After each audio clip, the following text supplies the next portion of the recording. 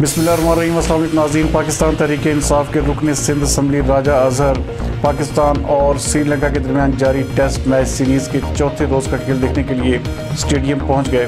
हमारे नुमाइंदा खसूसी जावेद इब्राहिम मंडी के मुताबिक इस मौके पर पाकिस्तान तहरीक इंसाफ के रुकन सिंध असम्बली राजा अजहर का कहना था कि अवाम के दरमियान बैठ कर मैच देख कर लुत्फ़अंदोज़ हो रहे हैं।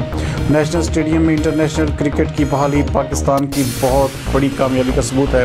हम पाकिस्तानी टीम की कामयाबी के लिए दुआगो हैं। मजीद इस वाले से देखते हैं जावेद इब्राहिम मंगी की ये रिपोर्ट। हम मौजूद हैं नेशनल स्टेडियम में। आज पाकिस्तान श्रीलंका का मैच हो रहा है और बड़ा ज़बरदस्त पाकिस्तान ने सख्त मुकाबले में बरसा दी है श्रीलंका को। और मैं मौजूद हूँ अपनी टीम के साथ, 97 की टीम के साथ। मेरे साथ साबिक वाइस प्रेसिडेंट अता खान और वासी साहब भी मौजूद है। हमारे दीगर साथी भी मुख्तलिफ इंक्लूजन के अंदर मौजूद हैं।